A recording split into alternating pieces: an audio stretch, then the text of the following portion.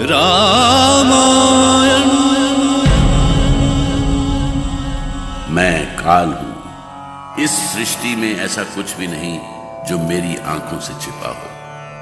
मैं उस अनुष्ठान का साक्षी रहा हूं जब महाराज जनक ने मिथिला को घोर अकाल से बचाने के लिए महारानी के साथ हल चलाने का निर्णय लिया और कुल गुरु के द्वारा बताए गए मुहूर्त के अनुसार उन्होंने हल चलाना आरंभ किया।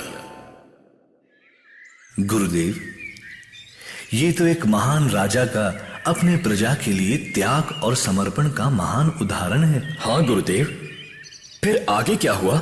महाराज जनक महारानी के साथ हल चलाते जा रहे थे और जनकपुरी के निवासी लगातार महाराज की जय जयकार कर रहे थे।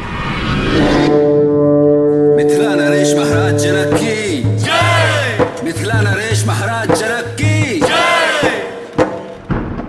देखिए महाराज, आकाश में बादल उमड़ घुमड़ कर आने लगे हैं। लगता है आपका यह अनुष्ठान अवश्य सफल होगा। चल चल। हा, हा। तभी अचानक हल रुक गया। चल। बैल लाख चाहकर भी आगे नहीं बढ़ पा रहे। बैलों को उत्साह दिला दिलाकर महाराज जनक थक गए। उन्हें समझ में नहीं आ रहा था कि ये अचानक क्या हो गया। ये क्या गुरुदेव, ये हल आगे क्यों नहीं बढ़ रहा है? बैल पूरी शक्ति लगाकर भी हल को नहीं खींच पा रहे। महाराज, लगता है हल का फाल भूमि में गड़े किसी बर्तन से टकरा रहा है। पहले हमें उस बर्तन को निकालना होगा। ठीक है गुरुदेव।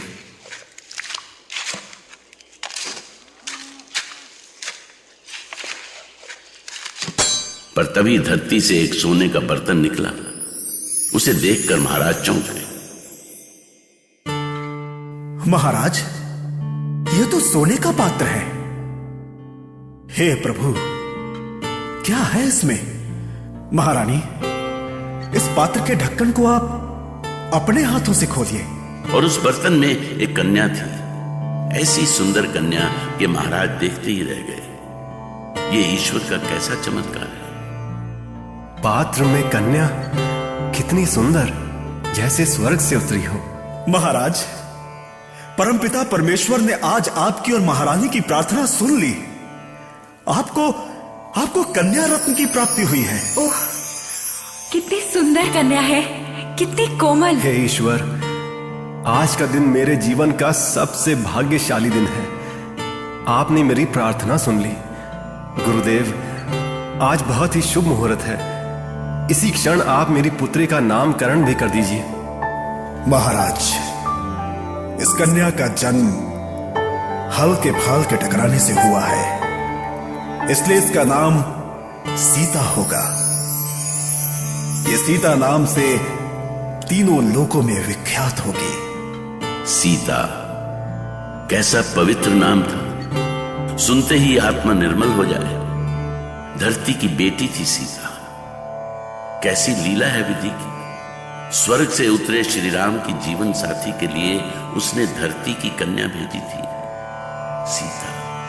जनक सुता जग जननी जानकी, अतिशय प्रिया करुणा निधान की। सिया राम माया सब जग जानी, करहु प्रणाम जोरी जुग पानी। सीता, कैसा मधुर नाम है, जनक नंदिनी सीता। आज मैं बहुत प्रसन्न हूं गुरुदेव, बहुत प्रसन्न हूं। आज आपके साथ समस्त मिथिलावासी भी प्रसन्न होंगे महाराज, क्योंकि आपके हल चलाने का फल प्राप्त हो गया है। अब मिथिला का अकाल समाप्त हो जाएगा महाराज। देखिए देखिए, आकाश में बादल उमड़ घुमड़ कर वर्षा के लिए तैयार हैं। लीजिए महाराज, वर्षा आरंभ हो गई। जय! मिथिला नरेश महाराज जनक की जय!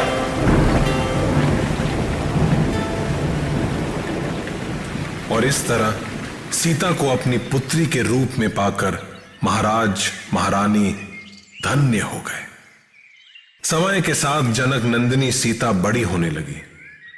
इसी बीच एक दिन सीता ने राजमहल के एक विशेष कक्ष में रखे महादेव शिव के धनुष को अपने स्थान से हटाकर दूसरे स्थान पर रख दिया। गुरुदेव, महादेव के उस धनुष में ऐसी क्या विशेषता है?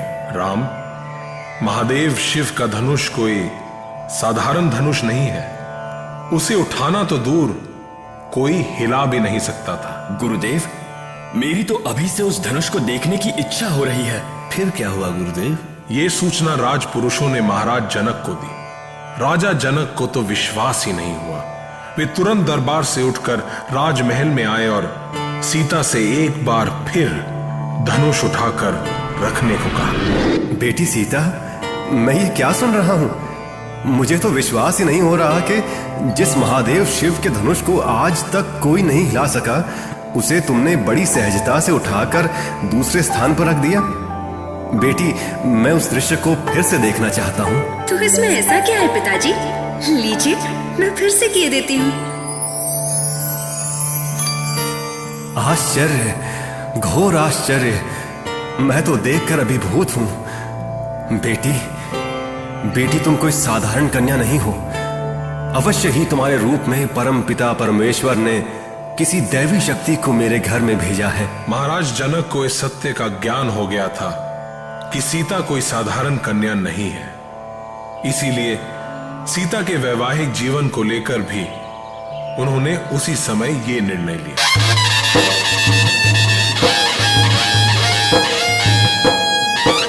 मैं मिथिलापति जनक प्रतिज्ञा करता हूं कि मैं अपनी पुत्री सीता का विवाह उसी से करूंगा जो महादेव के इस धनुष पर प्रत्यंचा चढ़ाएगा। अनोखी प्रतिज्ञा थी महाराज जनक की। जिस शिव धनुष को सीता के अलावा आज तक कोई हिला नहीं सका था, भला उस पर प्रत्यंचा कौन चढ़ा सकता था? पर निश्चय ही ऐसी प्रतिज्ञा अवश्य उन्होंने किसी दैवीय प्रेरणा से की थी। जनक प्रतिज्ञा मन में ठानी, हो सत्य इस क्षण ये वाणी, ले चढ़ा प्रत्यंचा वीर जो, ले चढ़ा प्रत्यंचा वीर जो,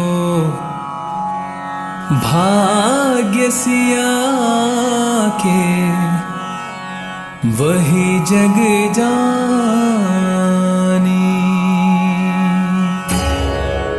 राम